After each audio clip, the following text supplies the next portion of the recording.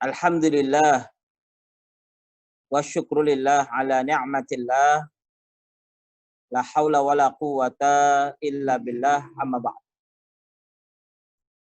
Faqad qala Allah subhanahu wa ta'ala fil Qur'anil Karim wa huwa asdaqul qailin.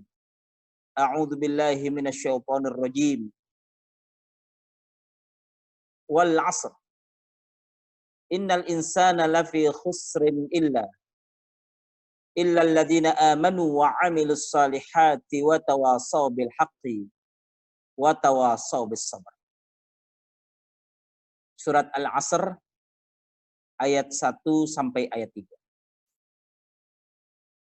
Bapak Ibu yang dirahmati oleh Allah Subhanahu wa taala, alhamdulillah saat ini kita masih diberikan kesempatan oleh Allah Subhanahu wa taala untuk mentadabburi ayat-ayat Allah Subhanahu wa taala dan hadis-hadis Rasulullah sallallahu alaihi wasallam. Tujuannya adalah untuk menghidupkan hati kita, untuk membangun jiwa kita, dan untuk membangun profesionalisme dalam bekerja. Walaupun kita hari ini mungkin berbeda dengan pertemuan sebelumnya, di mana kita sering mengkaji ketika kita melaksanakan sholat asar berjamaah di tempat kerja kita. Hari ini mungkin suasananya berbeda, tapi mudah-mudahan kita senantiasa mendapatkan rahmat magfirah dari Allah Subhanahu wa taala, sehingga kita bisa menjadikan hidup kita penuh dengan manfaat dan kita bisa menjadi hamba-hamba yang istiqomah, hamba-hamba pekerja keras yang amanah, sebagaimana Rasulullah sallallahu alaihi wasallam telah mencontohkan kepada kita. Salawat serta salam senantiasa kita sampaikan kepada Rasulullah sallallahu alaihi wasallam, karena memang beliaulah tauladan kita, beliaulah orang yang memberikan banyak sekali inspirasi terhadap kehidupan kita. Dan kehidupan kita hari ini tidak lepas dari apa yang pernah diajarkan oleh Rasulullah sallallahu alaihi wasallam. Maka mari kita belajar dari sosok Rasulullah sallallahu alaihi wasallam, kesuksesan hidupnya, kemampuan dalam manajerialnya, dan kemampuan dalam membangun profesionalitas dalam kerja. Kalau kita perhatikan bahwa salah seorang tokoh yang mampu merubah dunia dengan kecepatan yang sangat tinggi, yaitu Rasulullah Sallallahu Alaihi Wasallam. Dan itu diakui oleh siapapun. Di antara musuh-musuh Islam maupun para sahabat mengakui bagaimana kehebatan Rasulullah Sallallahu Alaihi Wasallam. Ketika beliau memimpin Islam di Madinah, Islam menjadi agama yang sangat ditakuti. Dalam artian bagaimana kedisiplinan dan wibawa yang begitu hebat. Dan kita sebagai umat Islam harus mempertahankan semua ini. Dan cara mempertahankan bagaimana kewibawaan dan kemuliaan Islam itu ada dalam diri kita. Ada dalam sikap kita. Ada dalam perilaku kita. Dan di antara hal yang perlu untuk kita jaga adalah sikap amanah dalam pekerjaan kita. Maka insya Allah pada kesempatan hari ini kita akan membahas tentang bagaimana menegakkan amanah di ranah profesional. Yang ini kita ambil inspirasi dan contohnya dari kesuksesan Rasulullah Sallallahu Alaihi Wasallam. Kita lihat bahwa kepemimpinan Rasulullah sukses dalam seluruh aspeknya. Aspek politik, aspek sosial, aspek kemasyarakatan, bahkan dalam aspek bernegara. Tatanannya rapi, sistemnya kuat, dan manusia-manusianya berkualitas. Dan ini menggambarkan kepada kita bahwa di balik dari sebuah kesuksesan, sebuah peradaban, ada manusia-manusia yang berkualitas di dalamnya. Dan kita pun ingin bagaimana agar tempat kerja di mana saat ini kita bekerja menjadi tempat yang maju, yang kuat, yang memiliki integritas, dan bisa dirasakan oleh orang seluas-luasnya dan sebanyak-banyak. Maka dalam hal ini, yang perlu untuk kita canangkan dalam diri kita adalah sejauh mana sikap amanah kita di dalam bekerja, sehingga kita bisa menjadikan ruangan-ruangan kita, ruangan-ruangan yang profesional, yang diisi oleh manusia-manusia yang amanah di dalam menjalani tugas-tugas dan fungsi. Maka beberapa hal yang perlu untuk kita ambil pelajaran di dalamnya, bahwa sesungguhnya hal yang perlu untuk kita miliki dan pahami adalah bahwa Rasulullah Shallallahu Alaihi Wasallam sudah sukses dan kemudian mampu membangun masyarakatnya sejak beliau berusia muda. Kenapa? Karena Rasulullah di umurnya yang ke-35 tahun sudah dijuluki oleh orang-orang di sekelilingnya sebelum datang kenabian dengan Al-Amin, orang yang berpegang teguh terhadap amanah hidup. Dan ini adalah bekal kesuksesan Rasulullah SAW. Maka apa saja kunci-kunci yang perlu untuk kita miliki berkaitan dengan amanah? Yang pertama, bahwa salah satu kunci keberhasilan dalam menjalani tugas sebagai seorang profesional adalah ketika dia bisa membangun amanah di dalam dirinya, dalam mekanisme kerjanya, dalam sikap-sikap. Kalau dia memiliki ini, berarti dia sudah memiliki satu kunci keberhasilan. Yang ini telah diajarkan oleh Rasulullah Sallallahu Alaihi Wasallam. Kemudian yang kedua, bahwa amanah ini harus terbentuk dalam sebuah kerja yang berkaitan tentang perencanaan, berkaitan tentang bagaimana agenda-agenda, strategi-strategi, langkah-langkah, pembuatan laporan. Itu semuanya harusnya memiliki core, yaitu amanah. Kenapa? Ketika kita membuat semua planning, pelaksanaan, strategi, langkah-langkah, dan kemudian pelaporan serta evaluasi kita lakukan dengan amanah, maka seakan-akan kita meringankan beban. Kenapa? Karena ketika di dalam sebuah pekerjaan kita tidak amanah, akan terjadi kesemrautan di dalam sistem pekerjaan yang kita lakukan. Dan jikalau kita melakukannya dengan amanah, maka ada transparansi di dalamnya, ada profesionalitas di dalamnya, ada kejujuran di dalamnya, ada ketenangan di dalamnya, ada keharmonisan di dalamnya. Nah, ini menjadi sangat penting sekali. Kenapa? Sering kita melihat kecemburuan sosial, ketidaknyamanan bekerja, ketidakharmonisan ketika ada seseorang yang diberikan tanggung jawab, sedangkan dia tidak mengerjakannya, tapi dia berusaha untuk mencari kesalahan pada orang lain dengan cara mengkambing hitamkan dan sebagainya. Maka ini menjadi sesuatu yang penting. Kenapa? Karena seseorang yang ingin sukses dalam hidupnya, dia harus berusaha untuk menjaga amanah dalam hidup. Di antaranya juga sebagaimana yang tadi telah kami bacakan di awal, yaitu surat Al-Asr, di mana di sini berbicara tentang bagaimana fungsional waktu, wal asr, demi waktu. Bahwa seseorang ini akan memiliki makna waktu yang dimilikinya ketika dia berusaha untuk menjaga nilai-nilai amanah dalam hidup. Dia menjaga amanah keimanannya, dia menjaga amanah amal solehnya, dia menjaga amanah dalam menegakkan kebenaran, dan dia juga berusaha untuk menegakkannya dalam bentuk kesabaran. Dan ini merupakan gambaran bagi kita agar kita betul-betul menjadi orang yang amanah. Kemudian yang ketiga, bahwa sesungguhnya kemuliaan yang Allah Subhanahu wa taala berikan kepada hambanya itu adalah pada ketakwaan. Dalam Al-Qur'an Allah menyampaikan inna akramakum indallahi atqakum. Dan di antara salah satu aspek ketakwaan kita kepada Allah adalah ketika kita jujur kepada Allah. Ketika kita amanah dalam melaksanakan apa yang Allah Subhanahu wa taala berikan kepada kita. Maka kalau kita ingin menjadi seorang pekerja yang mulia, ingin menjadi seorang hamba yang mulia, ingin menjadi seorang bapak yang mulia, maka tegakkan amanah dalam diri. maka secara lambat laun kita akan menjadi seorang pekerja yang mulia. Kita akan menjadi seorang bapak yang mulia. Dan itu tidak lepas dari fungsi amanah yang kita tegakkan di dalam kehidupan kita. Jikalau ini betul-betul bisa kita lakukan, mudah-mudahan ketika Allah memuliakan kita, Allah akan memudahkan urusan kita. Dan itulah yang menjadikan nilai plus yang dimiliki oleh orang yang beriman kepada Allah Subhanahu.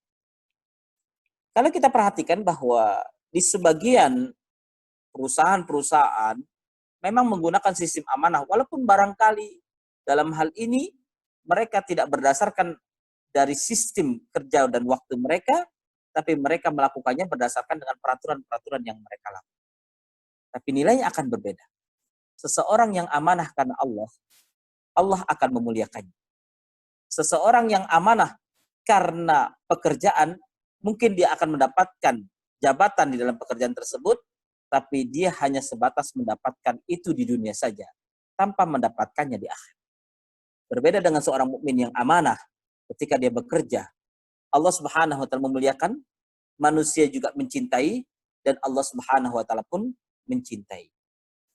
Kemudian yang selanjutnya bahwa amanah yang perlu juga untuk kita tegakkan di dalam pekerjaan kita agar kita menjadi seorang yang profesional adalah amanah dalam mengatakan sesuatu hal yang baik adalah baik, yang buruk adalah buruk, yang benar adalah benar, yang salah adalah salah.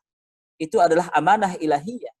Amanah yang Allah Subhanahu wa taala telah berikan kepada kita. Bagaimana kemudian kita selalu berusaha untuk berinteraksi kepada orang-orang di sekeliling kita dengan sangat jujurnya. Karena itu adalah bagian dari amanah kita. Kenapa? Karena sering di antara kita ketika tidak bisa melaksanakan amanah dengan sebaik-baiknya, terjadi hal-hal yang tidak kita inginkan. Jangankan dengan orang lain, dengan keluarga kita, dengan sahabat-sahabat kita, kita pun bisa menjadi pecah disebabkan karena kita mengatakan sesuatu yang tidak seharusnya kita katakan. Dalam sebuah mahfuzat, kita pernah mendengar ada mahfuzat yang berbunyi, qulil haqqa walau kana murran. Katakanlah yang hak walaupun itu batil. Artinya bahwa amanah Allah kepada kita adalah mengatakan kebenaran adalah kebenaran dan mengatakan kebatilan adalah kebatilan. Ketika Allah mengamanahkan itu kepada kita dan kemudian kita tidak bisa berkata benar adalah benar, batil adalah batil, sesungguhnya kita tidak bisa melaksanakan amanah yang telah Allah Subhanahu wa taala berikan. Padahal di dalam sebuah doa yang diajarkan oleh Rasulullah SAW, kita diperintahkan untuk betul-betul mempertegas ya di dalam hidup kita ini. Bahkan ada doa yang bunyinya Allahumma arinal haqqa haqqan warzuqna ittiba'ah wa arinal batila batilan warzuqna ijtinab. Ya Allah, tunjukkanlah kepada kami kebenaran itu adalah sebuah kebenaran. Dan kemudian kebenaran itu kita ikuti. Dan kebatilan adalah sebuah kebatilan. Ketika kebatilan itu adalah kebatilan, maka kita meminta kepada Allah agar jangan sampai kita melaksanakan kebatilan. Ini adalah amanah dari Allah Subhanahu wa taala yang diberikan kepada kita. Begitu juga amanah di dalam keluarga kita, di dalam tempat kerja kita, di dalam masyarakat kita, selalu akan ada amanah-amanah. Dan amanah itu akan selalu bernilai kebaikan jikalau kita laksanakan dengan sebaik-baik. Kenapa? Karena amanah sekecil apapun yang Allah berikan kepada kita dan kemudian kita laksanakan dengan sebaik-baiknya, nilainya adalah kebaikan di akhirat yang berlipat ganda. Dan salah satu karakter seorang pemimpin yang baik adalah pemimpin yang amanah. Selanjutnya bahwa kepemimpinan, posisi, jabatan, itu adalah amanah. Itu harus kita paham. Kenapa kemudian kita lihat ada sahabat Rasulullah yang bernama Abu Bakar As-Siddiq. Ketika di Bai'ah, beliau berusaha untuk menolaknya sekuat tenaga. Karena hal yang paling ditakuti oleh Abu Bakar As-Siddiq adalah ketika beliau tidak bisa memikul amanah. Tapi ketika kemudian seluruh sahabat meyakinkan bahwa beliau adalah seseorang yang layak untuk menjadi seorang pemimpin. Dan amanah itu sudah ada di genggamannya. Pada saat itu, Abu Bakar As-Siddiq menegaskan dirinya sambil kemudian menyampaikan kepada sahabat bahwa apabila melihat ada kesalahan yang dilakukan oleh Abu Bakar As-Siddiq, dia siap untuk ditegur, dia siap untuk dikritisi, karena itu adalah bagian dari amanah kepemimpinan. Sehingga kalau kita menjadi seorang pemimpin yang amanah, justru kita lebih senang dikritik, disebabkan karena kita berharap agar jangan sampai ada yang salah dan kemudian kita tidak menyadarinya, sedangkan tidak ada orang yang menegurnya, sehingga kita harus mempertanggungjawabkannya di hadapan Allah Subhanahu wa Ta'ala. Maka dalam dunia kerja, posisi-posisi yang kita miliki dari jabatan-jabatan yang dititipkan kepada kita harus betul-betul kita laksanakan dengan penuh amanah. Kenapa? Karena disinilah kita berharap ada ridha Allah Subhanahu wa Ta'ala, dan kita berharap bahwa bekerja kita bukan hanya untuk keletihan dunia, tapi juga untuk menjadikan keletihan kita sebagai bekal di akhirat kita. Ya, Rasulullah SAW menyampaikan ya bahwa amanah itu memang harus tepat sasarannya. Kenapa? Ketika amanah itu diberikan kepada orang yang bukan ahlinya, barangkali karena kedekatan dan sebagainya, yang dikhawatirkan akan menjadikan sebuah kehancuran sistem. Ya, dalam hadis Rasulullah dikatakan, "Idza wusidal amr ila ghairi ahlihi fantaziris sa'ah." Apabila sebuah urusan diserahkan kepada orang yang bukan ahlinya, maka tungguhlah saat kehancurannya. Ini menggambarkan kepada kita bahwa hadis ini bicara tentang masalah amanah. Karena kepemimpinan itu berkaitan erat dengan amanah. Jikalau kemudian seseorang pemimpin tidak amanah, itu adalah pintu kehancuran dari sebuah sistem yang dibangun sehebat apapun oleh manusia. Tinggal perbedaannya adalah pada masalah waktu, karena berkaitan dengan kekuatan sistem.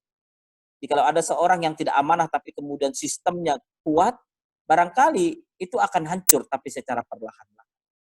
Tapi kalau ada seseorang yang mungkin dia amanah, walaupun mungkin sistemnya agak sedikit kurang kuat, maka dia juga mungkin bisa bertahan. Tapi karena kekurangan sistem, itu pun bisa menjadikan ya kekurangan-kekurangan dan kelemahan-kelemahan pada selanjutnya. Tapi itu bisa diperbaiki karena kejujuran dan keamanahan seseorang. Kalau kita lihat di dalam hadis Rasulullah SAW ya, tentang masalah bagaimana orang-orang yang akan Allah Subhanahu wa Ta'ala lindungi nanti di hari kiamat. Jadi di hari kiamat ini dahsyat sekali, terutama di padang mahsyar. Itu suasananya sangat menakutkan. Kondisinya sedemikian. Setiap orang bertanggung jawab terhadap dirinya dan amalannya sendiri. Pada saat itu ada 7 kelompok manusia yang Allah Subhanahu wa Ta'ala jaga. Di mana saat itu dia bisa mendapatkan perlindungan yang tidak didapatkan oleh yang lainnya. Dan siapa kemudian yang mendapatkan perlindungan pertama kali di dalam hadis ini? Al-imamul adil. Seorang imam atau seorang pemimpin yang adil. Yang dimaksud dengan adil itu bukan hanya seimbang, tapi juga amanah. Maka jikalau kita hari ini menjadi pemimpin keluarga, menjadi pemimpin masyarakat, menjadi pemimpin di kantor kita, menjadi pemimpin di rekan-rekan kita, dan kita berusaha untuk adil dalam artian melaksanakan segala sesuatu sesuai dengan aturan Allah, dan kita laksanakan dengan amanah, mudah-mudahan kita termasuk orang-orang yang mendapatkan perlindungan dari Allah Subhanahu wa Ta'ala, perlindungan yang tidak didapatkan oleh manusia pada umumnya, kecuali kepada orang-orang yang telah Allah berikan amanah, dan amanah itu dilaksanakan dengan sebaik-baiknya. Selanjutnya, yang terakhir, bahwa sesungguhnya amanah ini akan melahirkan sikap profesionalisme, dan amanah ini juga akan memberikan kemaslahatan bagi manusia seluas-luasnya dan sebanyak-banyaknya. Semakin amanah seseorang, semakin besar dampaknya kepada kehidupan manusia selanjutnya. Jikalau seorang pemimpin keluarga amanah, maka dampak amanah itu akan dirasakan oleh satu keluarga. Jikalau seorang rukun warga, kepala rukun warga amanah, maka kemaslahatan itu dirasakan oleh seluruh warganya. Jikalau seorang camat melaksanakan dengan amanah, maka kemaslahatan itu akan dirasakan oleh kecamatan yang ada di dalam. Jikalau seorang pemimpin negara amanah, maka kemaslahatannya akan dirasakan oleh seluruh bangsa. Maka ini artinya bahwa sebuah nilai amanah ini sangat berkaitan erat dengan kemaslahatan kehidupan manusia. Kenapa? Karena ketika kita memudahkan urusan manusia, sesungguhnya Allah Subhanahu wa taala akan memudahkan urusan kita. Nanti di akhirat kita berharap agar Allah Subhanahu wa taala memudahkan urusan kita, Allah memudahkan urusan perjalanan kita, dan Allah Subhanahu wa taala menjadikan kita hamba-hamba yang terpilih untuk menjadi penghuni-penghuni jannahnya yang begitu indah. Ketika kita bisa melaksanakan setiap apa yang kita lakukan dengan penuh amanah karena Allah Subhanahu wa taala. Itu yang mungkin bisa kami sampaikan untuk kesempatan kali ini. Insya Allah kita akan azamkan dalam diri kita, mari kita menjadi manusia-manusia yang sukses dan profesionalisme, yang profesional disebabkan karena sikap amanah yang kita miliki. Hari ini kita amanah, ke depan kita akan sukses. Kalau kita berusaha untuk menanamkan amanah dalam diri kita, tularkanlah kepada orang-orang di sekeliling kita. Mudah-mudahan itu menjadi kesuksesan bagi kita di dunia maupun di akhirat. Demikian pembahasan kita tentang bagaimana membangun amanah agar kita menjadi orang-orang yang profesional, agar menjadi orang-orang yang memberikan manfaat bagi manusia seluas-luasnya dan sebanyak-banyaknya. Demikian, jazakumullah khairal jaza. Assalamualaikum warahmatullahi wabarakatuh.